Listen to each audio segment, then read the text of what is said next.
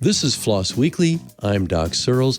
This week, Simon Phipps and I are talking to the legendary Keith Packard about hardware, software, his role with the development of X, and so much more.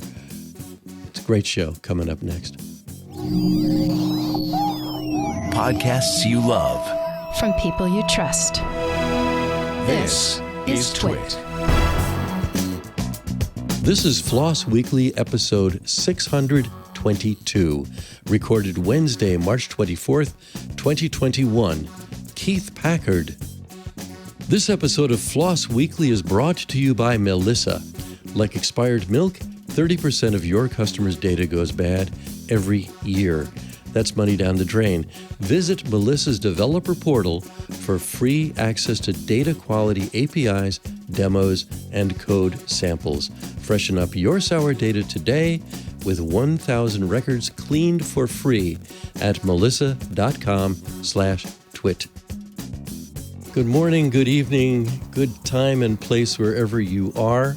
I am Doc Searls, and this is FLOSS Weekly, where I am joined today by the estimable Simon Phipps. Hey there, Simon. Looking good. Hi, Doc. Hi, world. Hey, world. You are still in Southampton, I presume. I am still in Southampton, where the sky is now grey. It was beautiful earlier. There was a blue sky. And we're in Freaky Week, where we are an hour earlier than usual. So I'm getting to do this during the afternoon rather than during the early evening. Well, that's right. That's right. Yeah, and I am in what the English call Los Angeles, which sounds like a language. For now, not in Santa Barbara. Anyway, but this is where I am, and in what somebody called my story chair. If you're those of you watching this, we're in the story chair. So Simon, you know Keith Packard, our guest today, and probably going back. Yeah, so we've moved in the same circles for a long time. We are roughly the same age. Now I've shaved the beard off, we're quite hard to tell apart in some ways. But I have to wear a T-shirt, which the video viewers can see, saying that I'm an engineer, so that you know.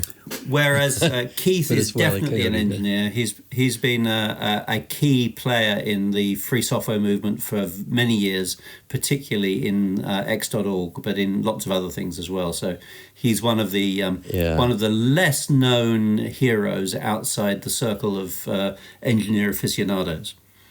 Yeah. You've gotten into the intro, and I think that he has a massive Wikipedia entry, and his CV on his website and much else is full of stuff that we could talk about today.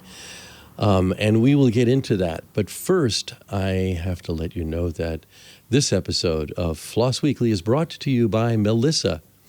Ever forgotten to check the date on a carton of milk? Like milk, your customer data goes bad. In fact, up to 30% of customer data goes bad every year. Melissa makes sure your data is accurate and current so you reach the right customers. Their tools have helped businesses maintain fresh data for over 35 years. That's why over 10,000 businesses trust the address experts. With Melissa, you can validate existing customer data and find new customers. Stop wasting time and money dealing with inaccurate customer data. Get accurate data that helps you get to know your customers better. You can verify addresses, emails, phone numbers, and names in real time with Melissa. Melissa's global address verification service verifies addresses for 240 plus countries and territories at the point of entry. Tired of having duplicate customer information in your database? With Melissa's data matching, you can eliminate clutter and duplicates, increase accuracy of the database, and reduce postage and mailing costs. Get the information that completes your customer profiles better and more thoroughly. Add customer demographic information to your records, such as property data, marital status, and social media handles.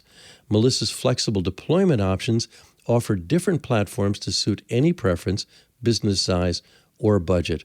With flexible on-premise web service, secure FTP processing, and software as a service delivery options, choose the best way to meet your unique business needs. Melissa continuously undergoes independent security audits to reinforce their commitment to data security, privacy, and compliance requirements. That includes SOC 2, HIPAA, and GDPR, compliant with all of those. Melissa is supporting communities and qualifying essential workers during COVID-19. See if your organization qualifies for 6 months of free service by applying online. Don't put up with sour customer contact data.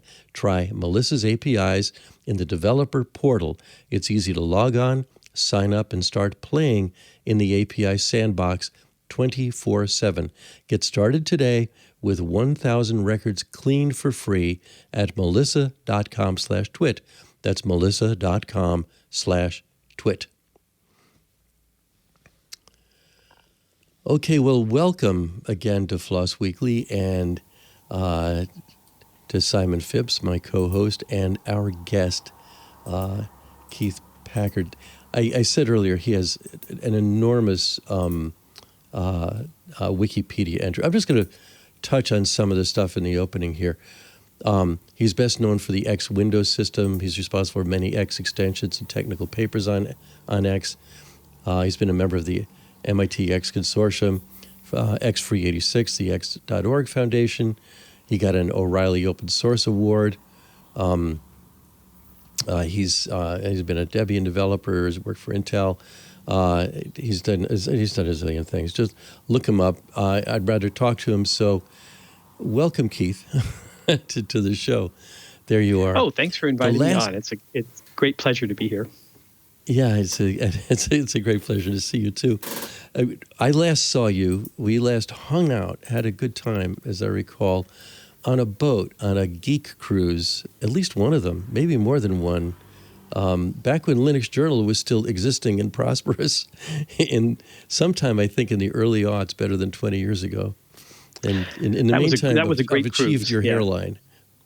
What's that? I recall that cruise very fondly. We had a great time enjoying the scenery of Alaska and the weather of Alaska for a week on the open seas. Was that the one where we hit a whale or something and the boat listed a lot? There was one, if Linus was on that one. Were you on the one with Linus on it?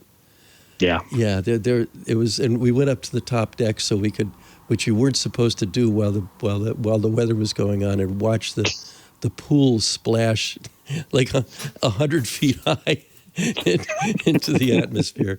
It was turbulent, you might say. Anyway, yeah, it's been a good time. So I'll start off by suggesting for our younger folk or the people working at higher levels in the stack, if you could explain to us what X is about, what and your work in that, and kind of give us the history of that. It's a very long history. So the X Windows system is kind of one of the lowest levels of the graphics stack. It's responsible for multiplexing all of your applications onto the screen and demultiplexing the input from your mouse and keyboard from a single mouse and keyboard into the application that needs that data. So it's kind of the locus of the user interface, the very lowest level. Applications provide images to present on the screen, and the user types and operates the mouse. And X is kind of the gatekeeper between those two sets of devices and applications. It was started in the mid-1980s as a project at MIT. Eventually became a free software project that was kind of one of the founding elements of the Unix workstation space. We lived through the Unix wars, and X was a central player in that area, sometimes for good and sometimes not. When Linux came to prominence, X, of course, was ported to Linux, although, as Dirk Hondo likes to say, it was more that Linux was ported to X. The Linux kernel actually had to have significant extensions to be able to support the X Windows system. Starting in about 2000, we made a very concerted effort to improve the functionality of the Linux on the desktop by doing a whole bunch of changes to X and extending the Linux kernel to support graphics devices better. We've done a bunch of work on input devices. If any of you have ever heard of a file called x86 config, you will understand kind of the changes that we've wrought over the last 20 years in making the Linux desktop more friendly to users and more capable as well. So let me ask about in one of the items in the Wikipedia entry says that you were you split off the x86 project and started the x.org server fork. Do you want to talk about that at all and what that was about? So you just mentioned the x86. Sure. So the X Consortium was an industry consortium started around 1990, a little before that. And it kind of charted the X Windows system until about 2000, at which time the Unix wars were over and all the Unix vendors had died. The Unix workstation vendors had all kind of gone out of business. And Linux was left holding holding effective control over the X Windows system and kind of the free software graphical environment. X86 had started as a small group of developers trying to get X running on 386 Unix-based systems. And eventually that software came to be the basis for the Linux port of X as well. It was run by a small self-selected group of leaders, similar to other organizations that had were created before that era. But with the growth of the Linux desktop, it became very evident to most of us that we wanted an organization that was driven by the developers and the users and the other contributors to the software and the environment. And we decided that it would be better if the x86 organization was more responsive to the community and less insular. And so we had the bulk of the developers and I decided to ask the x86 cabal to reorganize itself and construct a board that was elected by the community members, much along the lines of the GNOME Foundation. And they decided not to do that. And so the bulk of the developers decided to depart from x86 and kind of rejoin this moribund industry consortium, the X Consortium, and turn that into convert that from an industry consortium into an educational foundation. X.org became a 501c3, which is a government classification for nonprofit organizations that kind of shows that it's really focused on the community. And on providing a particular mission, and the mission of the X.org Foundation was to promote the X Windows system and support education and development of the X Windows system across all people, not just industry members. And that foundation ran for quite a long time. Managed to attract most of the free software developers working in the desktop. And is now a part of the Software in the Public Interest as a fiscal sponsor, and I think it enjoys pretty good respect in the community for being an open and welcoming community, and one which is supported and driven by the membership.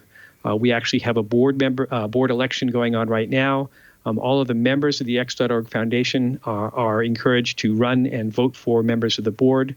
Membership in the X.org Foundation is done by simply requesting membership and demonstrating some contributions in the X Windows system or other free desktop applications or services. There's no charge for that membership. All are welcome. And we evaluate membership based strictly upon whether you have contributed to the Windows system. So we like to have lots of people join in that. And the privilege of membership is voting for the board. The board doesn't have an enormous amount of power. It runs a couple of conferences a year, and it directs whatever monies come into the organization, which is not a huge amount for funding activities like outreachy. We have our own endosification of code process for mentoring new developers and other activities of that nature. And so the name has now moved on from x.org to freedesktop.org. When did that happen and why? So freedesktop.org was originally a joint project between the KDE and GNOME projects to build an area where they could collaborate on desktop standards. That was done in the era of x86, when x86 was very much focused on the Windows system and not the broader desktop questions. And so freedesktop.org was actually started by Havoc Pennington. And I'm trying to remember the KDE developer, and I just don't remember his name. I'm very sorry. To provide an area for standards collaboration. I joined freedesktop.org to help them with that standardization effort. And eventually realized that freedesktop.org would be a great domain to collaborate on not just standards, but software development as well. And so in the early aughts, freedesktop.org became kind of a desktop software hosting environment, as well as a standards and collaboration zone for free desktop projects. And so freedesktop.org started hosting things like the Mesa project, which is the implementation of OpenGL and Vulkan for free software and free hardware projects. It eventually started hosting the x.org code base and mailing lists. So freedesktop.org was an organization that was broader than the x.org Foundation.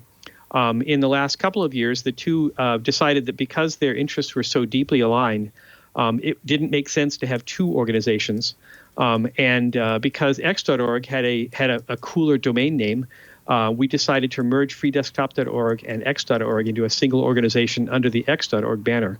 Even though x.org now has the broad mantle of responsibility across the free software space for desktop operations, so things like Mesa and Wayland and libinput and other standards in the Windows system area. So the two are now one. Right.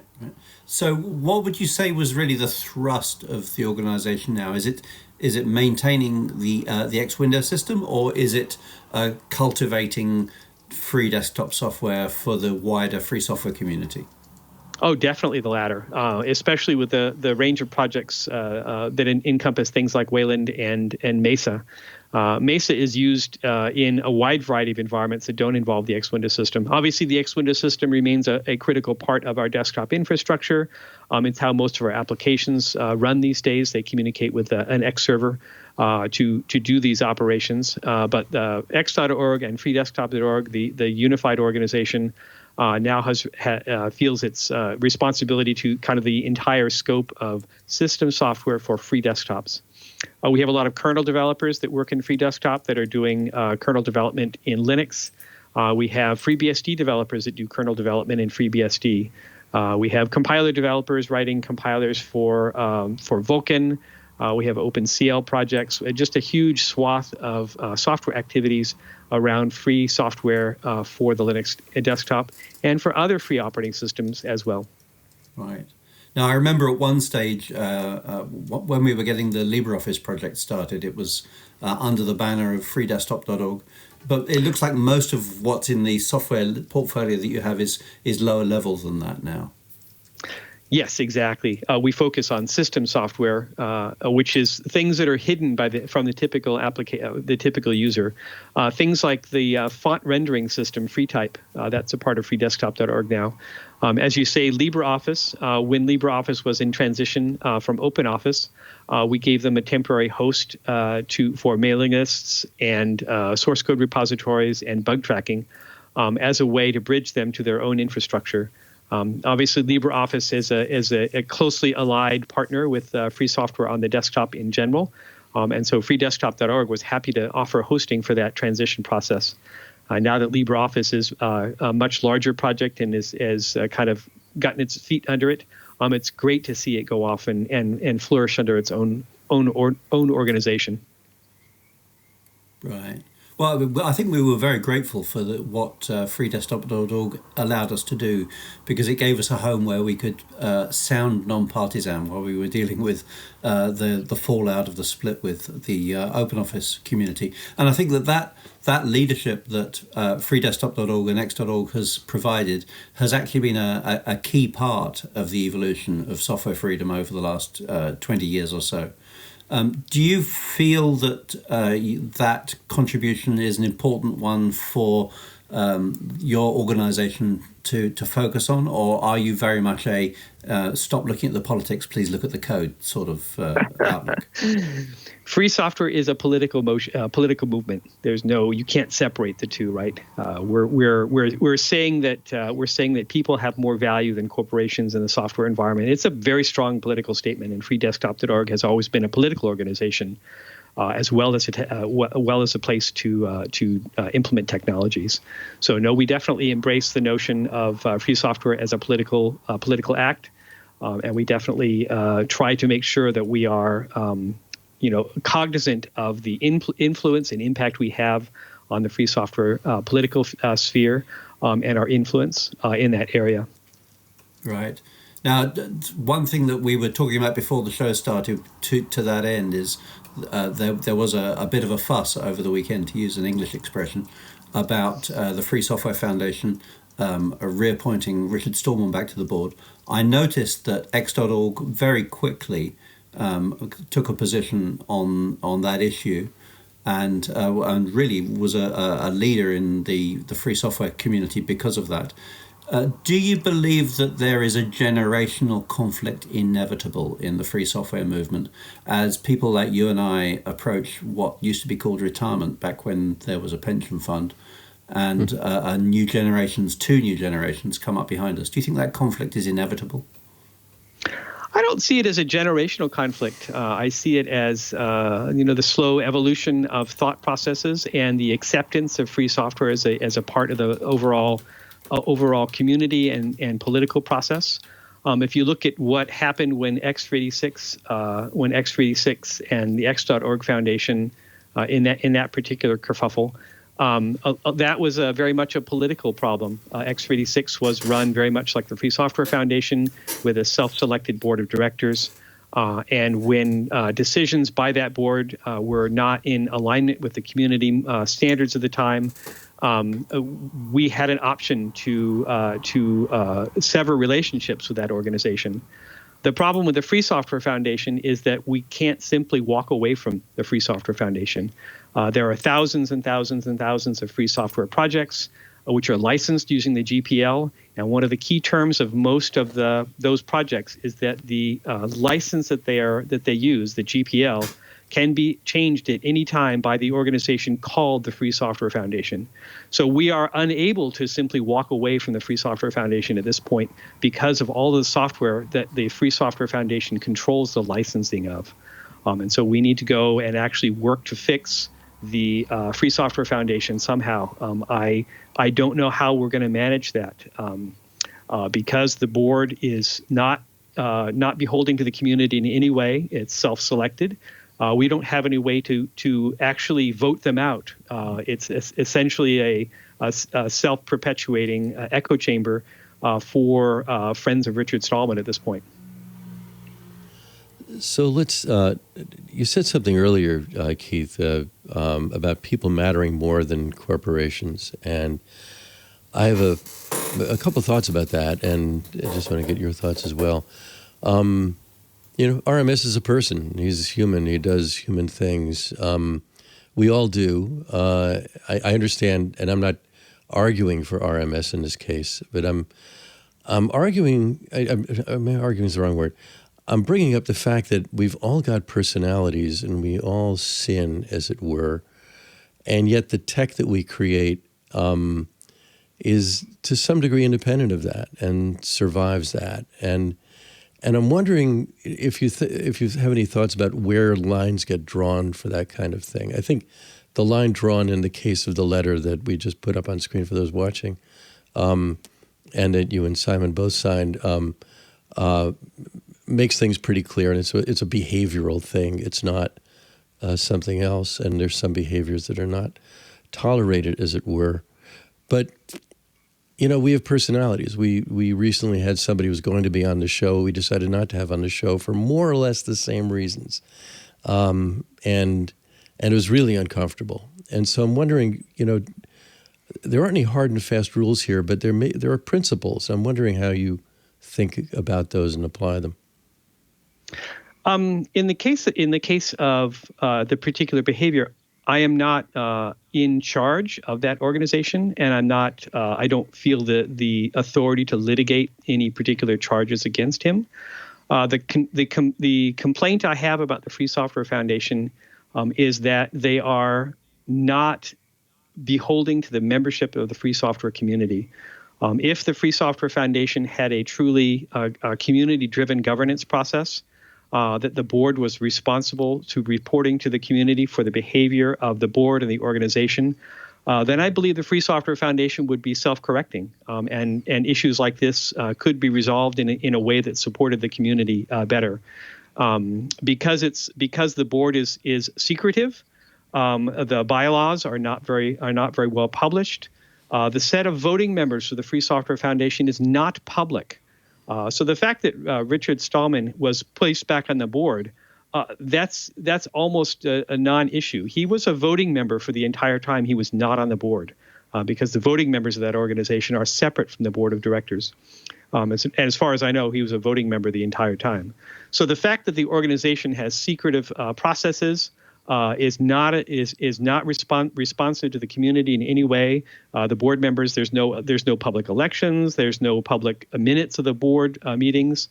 We need a transparent organization here. What I would be calling for is very similar to what we called for in the ending days of the X86 organization, which is to say we want an organization where the board members are elected by the community and not a board which is self-perpetuating. In terms of his actual behavior, as I say, I am not capable of evaluating the veracity of the charges, but certainly similar charges have been raised in many organizations, and that the behavior that is accused of him is certainly repugnant and not acceptable. And if I had credible evidence and was responsible for responding to the conduct violations, there would be severe, and we determined that they were true and correct. There would be severe repercussions, and a person with behaviors like that would not be welcome to participate in any organization that I had authority within. We have a very strong code of conduct in X.org. I'm on the Code of Conduct Committee, and we regularly review complaints about activities within the community and make sure that the community is a safe place for all members to participate. And that's one of the things we're very proud of, I think justifiably, that our organization is a place where people do feel welcome and do feel safe to participate because we have such a strong code of conduct and enforcement practices. So I think this is really the key point to draw out, Keith. What originally happened with X386 and Xorg all those years ago is almost a type for what we're seeing happening here at the moment. In the case of FSF, we actually had a very similar problem with Nominet in the UK, who are the for-profit company, the not-for-profit company that runs the domain name system in the United Kingdom that controls the .uk domains. Not that there was misconduct by an individual, but rather that their governance was out of date. Their governance was based on getting a group of friends together to run a thing that was needed technically, and had not updated itself to become a governance that reflected the extremely pivotal role that they played in the governance of society today. And I think that this is actually a story we're going to keep on hearing played out, whether it's at the FSF or whether it's at Nominet or as it was all those years ago at X386. And I think it's really important as we're discussing the case of the Free Software Foundation that we keep on emphasizing this is about the FSF's governance being out of date. They're a critical part of our community and of our infrastructure, and they have a governance that looks like it's a private members club that is not accountable to the people who are now their stakeholders.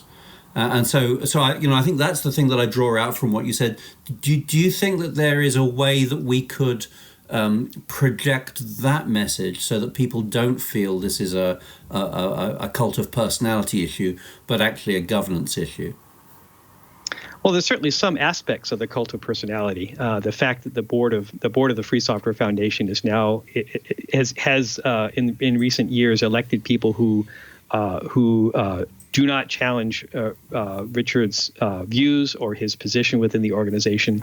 And that definitely shows me that the board is dysfunctional and representing the views of a single individual instead of the community.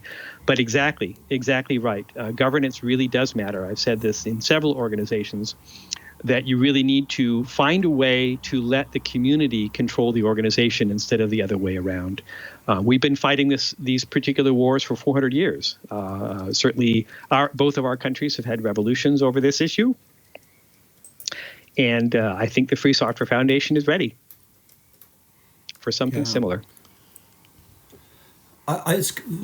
So I've been watching people discussing that online. Louis Villa has been commenting on that, who was involved in GNOME and is now at Tidelift. He was saying how he's coming to the conclusion that this isn't just a matter of replacing the FSF board. He wonders whether we need to create a successor to the FSF. I wonder whether we have a much more serious problem on our hands here, because we don't actually have a lever with which to get the crab out of the shell here. Yeah, that's the real problem. I would be happy to abandon the Free Software Foundation and go off and work with some organizations that I support, like Software in the Public Interest or the Software Freedom Conservancy. Both of which are much more responsive to the needs of their members. The Software in the Public Interest is the one I have the most experience with, and that again has a board which is elected by the members of the organization instead of a self-selecting cabal. The problem is, again, the Free Software Foundation has a unique place in free software. It is the organization named in most instances of the GPL as being an organization which is allowed at any time to rewrite the license under which so much of our software is delivered. And it pains me that we are unable to fix that problem because it's so pervasive across software that many of us have written over the years, that I don't see how we can find a successor to the Free Software Foundation that is not called the Free Software Foundation in order to pull the control of that software licensing along with it. It's interesting to me how much in the last just a couple of years I've heard the term governance. A lot of it's in our house because my wife has been very involved in the SSI's self-sovereign identity world, and I overhear her calls. And I think probably a huge percentage of the effort that goes into that is around the process by which a community becomes kind of starts to stand up its own governing body and its own governing principles. And I'm wondering if you have any thoughts about that, because you've been part of a number of communities that have come into being and have evolved over time, and if you see any common principles among them. I think I took a lot of the governance learnings that we brought into X.org from the GNOME Foundation, and I really want to acknowledge that organization as being a founding member of these ideas. It's kind of a founding organization for thinking about this. The easy part is to say that an organization should become self-governing. We know that Western democracies and democracies around the world are terribly dysfunctional, but by being self-governing and trying to have a representative democracy, at least they have some notion of broad consensus and the ability to let the community fix problems that it finds in itself. Having self-elected boards, much like any tyranny, leads to a very difficult. It makes it very difficult for the community to rectify problems in leadership. So one of the key things that the GNOME Foundation did in their governance structure was to come up with a notion of who is in the community. When you have physical borders, it's really easy to say who is in the community. The community is the people who live within the borders of the country.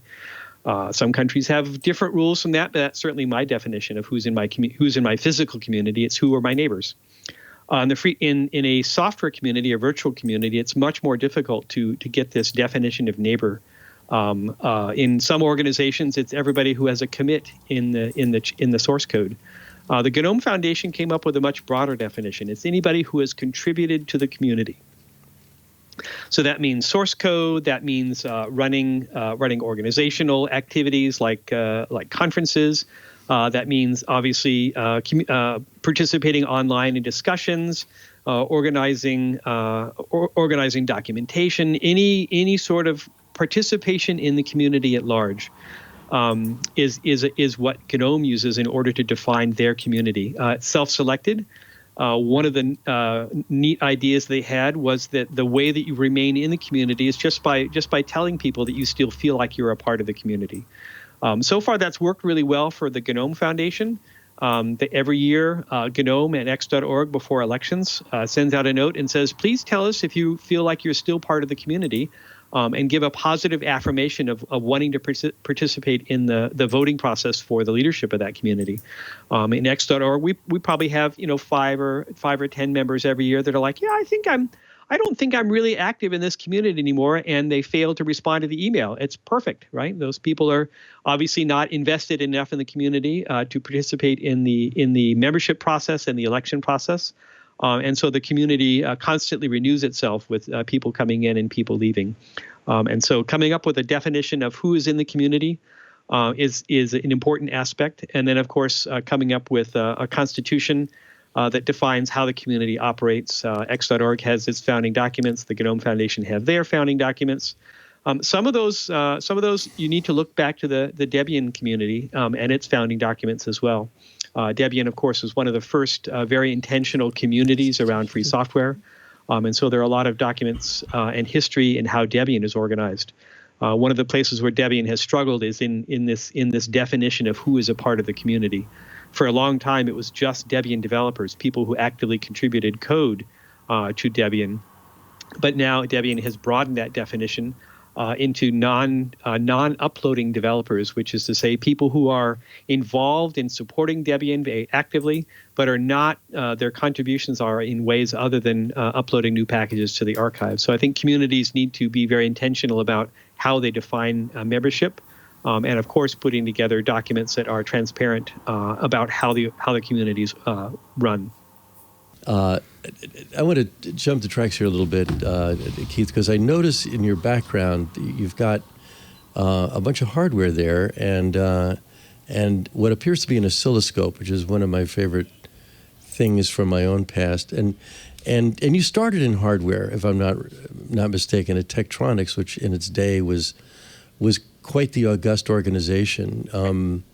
There was a lot of Tektronix gear in labs in various places. And so I'm wondering if, I don't know to what extent young people these days are stabbing things with screwdrivers and electronic probes to see what's going on inside, or to what extent you're still doing that. But I think it's important. So I'm wondering if you have some thoughts about that. Absolutely. So one of my pastimes for the last 15 years or so has been flying amateur rockets.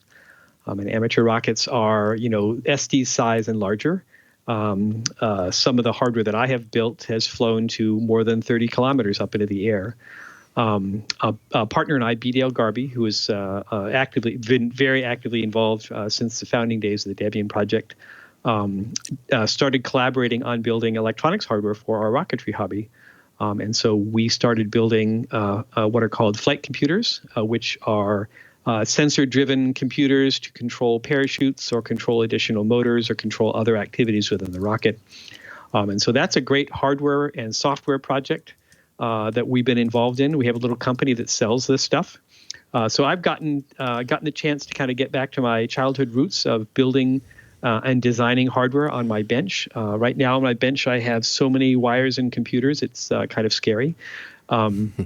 We build mostly, of course, little microcontroller-based devices and other things like that. The oscilloscope you see in the background of my image is an old HP oscilloscope from the generation that BDL developed while he was at HP. I'm very comfortable with things that have a lot of knobs on them like that, and so it's kind of a delight to operate that device. Right now, I'm working for a silicon design startup called Sci5. We build RISC-V processors. And one of the things on my bench right now is a giant Xilinx FPGA that's holding RISC-V processor bitstream that we're using to bring up of a new processor. So it's fun to get back down into the low levels of the hardware and kind of play with the bits again. I have made my own surface mount circuit boards. I've done a lot of circuit design these days, a lot of embedded software, which has been a lot of fun. Wow, you've gone a lot farther than I ever did with either rocketry. With pretty much everything technical. I was a novice ham in around the time you were born. Actually, I was looking at your history, but I still, the only code I know is Morse, which also tells you how old I am. But that's, I just think it's so important for people to live in the real world as well as the virtual one. Do you do anything with drones as well as rockets? We do not. Yeah, no, we do not actually do much with drones. That's obviously an adjacent hobby, and we have a good friend, Andrew Chitchell, in Australia, who does an enormous amount of work in the drone space with his ArduPilot stuff. And we certainly collaborate with Andrew and the ArduPilot community on a lot of similarities between rocketry hardware and drone stuff. Rocketry electronics are far simpler than what's in most drones. Most rockets that we are involved with don't have any control surfaces, and so the kinds of controls that rocket flight computers have are much more limited in terms of putting out parachutes and that kind of thing and tracking the devices. So it's an adjacent hobby, but it's not something I'm directly involved with. Although speaking of amateur radio, speaking of amateur radio, I recently. Okay. Speaking of amateur radio, I've been an amateur radio operator since 1976, and I too know Morse code. And I've recently actually joined the board of the Amateur Radio Digital Communications Organization, which is a not-for-profit foundation with a large amount of money that we got by selling some of Net44 address space to Amazon. And so we're using that money to support digital communication, free software, and amateur radio in the community, and that's another fun thing that I get to spend time working on, being a board member of that organization. As a ham, what bands do you hang out on? I come from the 80 and 40 and 15 was as high as I ever got way back when, stringing very long dipoles in our backyard in New Jersey. So I'm wondering, but everybody is more in the VHF world now. So tell us about what you're doing there. Yeah, we call those frequencies DC. So the telemetry systems in our rockets are all amateur radio-based telemetry systems using the 70 centimeter or 440 megahertz band. The satellites that I've been working on for AMSAT use 144 megahertz and 440 megahertz, or 2 meters and 70 centimeters. We're looking at some satellites that are significantly higher frequency than that. The nice thing about satellites is that the UHF and VHF and beyond bands are perfect for those. Because the limitations of those bands being primarily useful for line of sight communication, that's ideal for a satellite. The goal of the satellite, of course, is to be line of sight to the ground, and so we're able to use those frequencies, which have better propagation characteristics for satellite, as well as significantly more bandwidth available. Down in the 80 meter band, we use the digital communication mode that we use now is called. Runs at 31 and a half baud. Wow.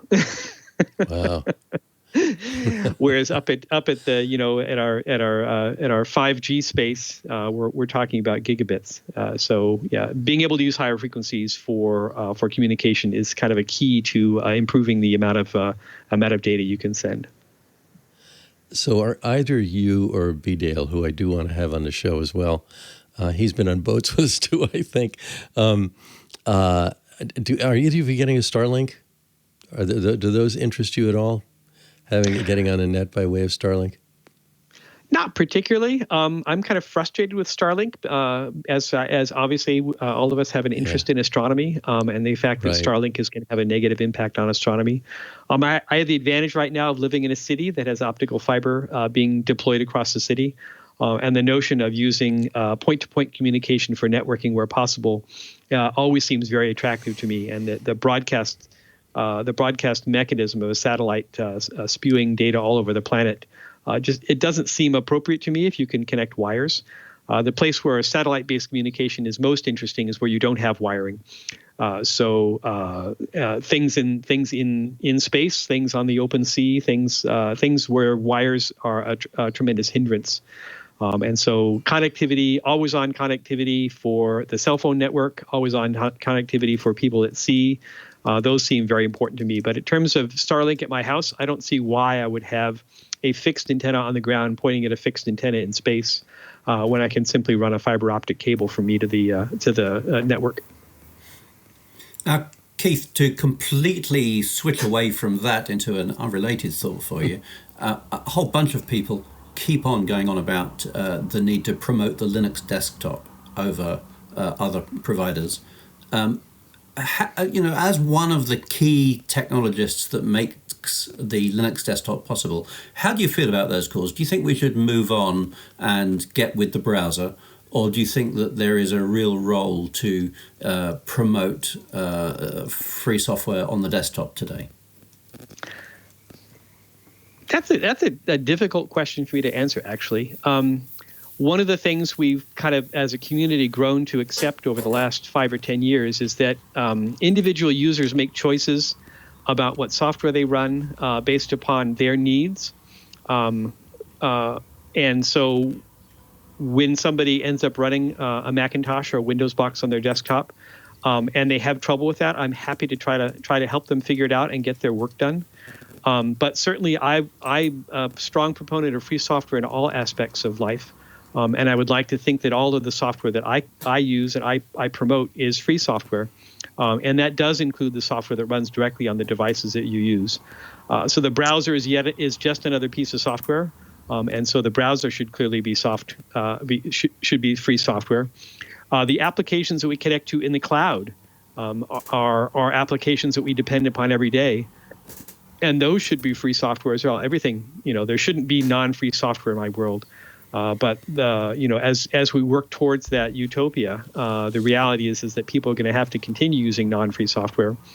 The desktop matters more in some ways and less in other ways. Obviously, with browser-based applications for office productivity and that kind of thing, a lot of our applications have moved off of our desktops and into the cloud. But there are a huge wealth of applications that we can't do that with yet. Applications that require access and low latency access to devices that have high bandwidth requirements. So I'm thinking CAD/CAM applications, obviously video game applications. Those are very difficult to have the entire application running in the browser. We still don't have browsers that are capable enough. And when you do get a browser capable enough, it's not that the browser is running that application. It's that the browser is running a language that application is written, usually JavaScript, moving on to WebASM. And so we're talking about making applications easier, effectively making applications easier to install on your desktop by having them downloaded from a remote server instead of installed locally on your system. So those applications, I would, licensing like the AGPL is an attempt to encompass the notions of free software into browser-based applications, and I definitely support those notions.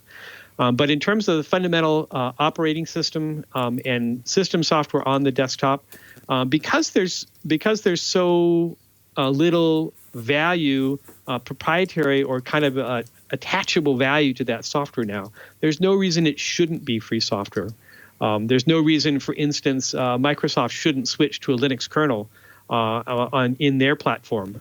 Their own custom kernel is offering them essentially no value at this point, and they could share the development of a common free software operating system and improve the lot for everybody instead of duplicating effort with their proprietary operating system work. So the Linux kernel should be common. Windows systems, we're making those free software means that people can adapt them to their own needs. They can fix them as necessary. One of the things that LibreOffice has done a phenomenal job of doing in its pursuit of a free software Office suite is offering translations to so many languages. People who need LibreOffice translated to their native language can dive in and contribute that effort. And so the distributed nature of free software supporting all the world's people is really a critical part of how we're going to bring computing to everybody instead of just for those of us who live in privileged positions. So something that's become up lately, and I just wrote a piece about it over the weekend, is titled "Thinking Outside the Browser." It seems to me that the browser was a really great way to, get above the operating system wars that were going on, as we called them at the time. But it seems to me, and you just mentioned something about it, that there are blinders that we wear when we're thinking inside the browser. What can be done in a browser kind of is the perimeter of our imagination of what we're going to be doing in a networked world. And I'm wondering if you have some more thoughts about that, because it's a big topic for me, because I think a lot of this. I think the internet is still young. It's like 25 years old in its current form, and which is the one with e-commerce in it and with graphical browsers. And we're going to be digital for thousands of years. So it's really early in our evolution. So I'm wondering if you have any thoughts about that. So one of the things I've been having a fun time being involved in the last 5 years is the Valve Software's virtual reality environments with the HTC Vive. And thinking about kind of new input and output paradigms. And I think that kind of addresses this issue. One of the things that the browser does is it puts all of your applications in a little windowed box. And so the notion of escaping the box and building an application looks beyond what a window into the world can in your browser can offer you. Is an important thing that we need to look forward to. Browsers don't do very well with audio-only applications. Browsers don't build applications that operate on wearables. Browsers don't support virtual reality right now. Could we extend the browser to all those areas? Well, obviously. But at that point, the browser becomes just another application delivery platform. The browser becomes the operating system. And so at some point, the line between what's a browser and what's an operating system starts to blur. I think Chromos is a really good instance of this particular issue. Chromos for right now, Chromos is essentially a browser with an operating system underneath it. All the applications try to run within the browser. But one of the things that Chrome has discovered is that they need to run applications that don't run in the browser as well as browser-based applications on their platform. And so Chromos right now is extending its ability to run native applications that don't sit on top of HTTP, which is kind of an interesting change for them. And so I think some organizations are running into the harsh reality that the browser is not the be-all and end-all of application deployment. I think in the mobile space, you've seen this for a long time. You get applications that start off as web-based applications, and eventually the developers decide that what they really need to do is write an app for that, a custom application that provides interactions that their browser-based version can't do. Some of the times those are well-intentioned, and some of the times those are a way to try to trap you in a particularly proprietary environment. YouTube is a great example of that. YouTube never needs to be anything but browser-based. But by providing an app version of YouTube on your telephone, they're able to enforce their advertising policies and other limitations on the user experience. So proprietary apps in a non-browser environment are just as bad as proprietary apps in a browser environment. And maybe they're even worse because you have no control over them. So the browser gives us this freedom of porting applications to any platform. And it also gives us the limitations of what the browser can bring to those platforms. So it's a smaller world, but it is a more portable world. So I was very interested to hear you talking there about Chrome OS, because I mean I've been a convert to Chrome OS and Chrome OS devices for quite some time now, and the evolution it's taken is to run applications in completely separate containers on top of the same kernel that's running the browser process. And for me, that provides the ideal Linux desktop, because I've got a Linux kernel underneath it, and then I'm able to run LibreOffice, for example, in a container which has got an environment which is just for LibreOffice. It doesn't get messed with when I use some other application in a different container. That seems to me to be the ideal Linux desktop. And I wonder whether we need to get the advocates of the Linux desktop to wake up and smell the container goodness in Chrome OS and stop insisting that if you haven't got a full-time hobby maintaining your Linux system, then it isn't a real Linux desktop. Well, that's certainly true. Containers offer ease of installation and ease of updates. I use Debian for the same reason, because software that's included with Debian all works together. And so the ease of installation of applications in Debian is very similar to how you install things in Chrome OS. You simply install them and they work. But the effort required in the Debian community to keep an entire system working seamlessly together is not insubstantial. The obvious advantage of containers is that they take the API level and constrain it to the kernel API. And because Linux has a very strong history of retaining compatibility, forward and backward compatibility across versions at that API, containers that solely depend upon the kernel API are extremely portable. The way that helps is by encapsulating all the user space dependencies into a single object. So you can have multiple C libraries running on your system. In a non-container environment, that's just not possible. You get one C library in your system, and everybody has to share. glibc has spent an enormous amount of effort doing the same kind of API compatibility things that the Linux kernel has done, and it's surprisingly compatible. And yet still we have people running containers that want to have a different C library involved. Above the C library, the compatibility story is a lot weaker. ABI and API compatibility problems for applications are kind of endemic for people trying to deliver applications, commercial applications in particular. It's been interesting to work with Valve, who deliver a lot of binary applications, Linux desktop applications, and they spend a lot of time validating their applications against whatever system libraries they'll be depending upon. And they deliver a lot of their own libraries for their applications to avoid those kinds of compatibility problems. So containers resolve the compatibility problem at the cost of duplicating all of the binaries on your system by including all the dependent libraries for every application. That has consequences for security. You may have an old stale container that has a library with a terrible security vulnerability. And because you need to run that application and need to run that container, it's very expensive to go and update that particular library. And then you multiply that against the thousands of containers you might have on your system. And the cost of updating security vulnerabilities in that environment is very high. So I'm not a huge fan of containers because of that problem, but I totally understand the issues that they are attacking with containers in terms of making applications easier to deliver by getting rid of the API compatibility problems that the multiple versions of libraries cause for applications. C is probably the best language we have right now for that resolves this API and API compatibility problem. Other languages are significantly worse. You look at what Python does. Python has no real module versioning system. Java has similar problems. You can't install multiple versions of the same Java library on your machine without going through contortions. Languages like Ruby and other interpretive languages, similar problems to Python. Even more modern languages like Go and Rust, the way that they're getting rid of these library compatibility issues is by statically linking their applications. And that gets rid of the dependencies on shared libraries by simply not using them.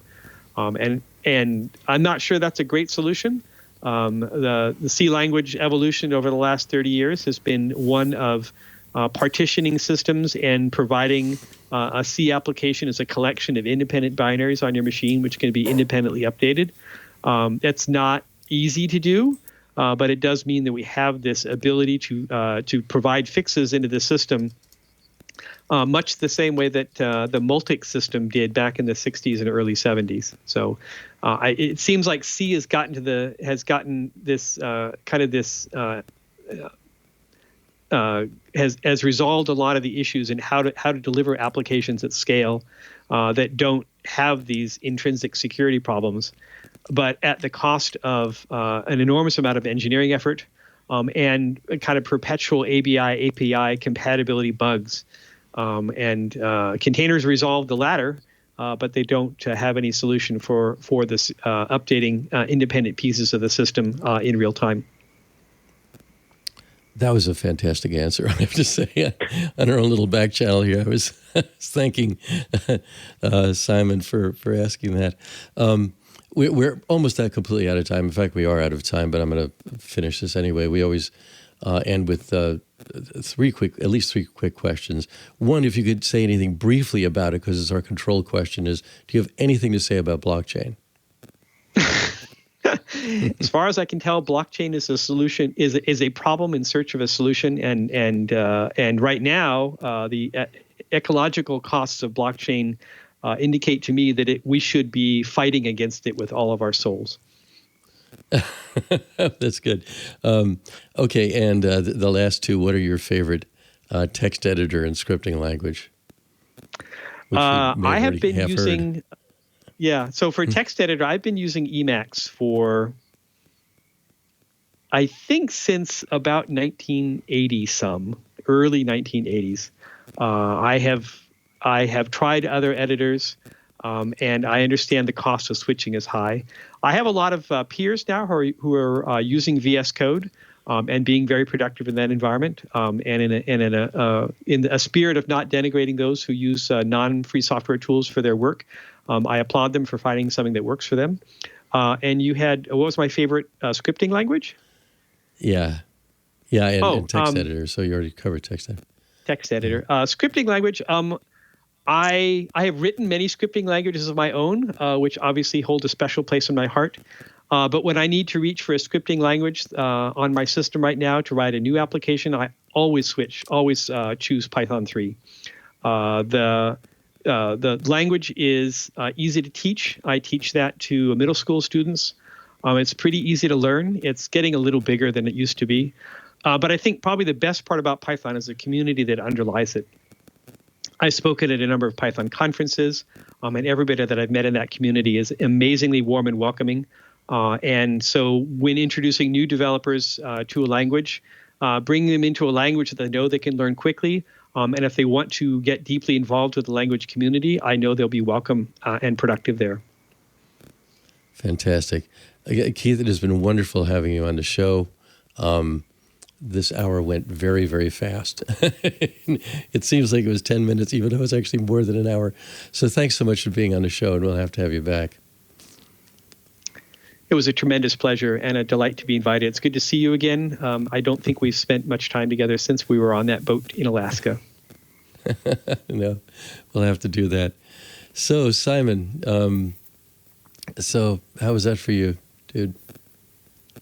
All fascinating. You know, it's good to catch up with Keith, and it was a reminder just how deeply woven Keith is into the reality of the free software movement. You know, he was mentioning Andrew Tridgell there. Well, Tridgell was one of the authors of the Samba software that was the key to Microsoft losing the antitrust case in the European Commission, and is at the heart of Windows compatibility for Linux and other operating systems.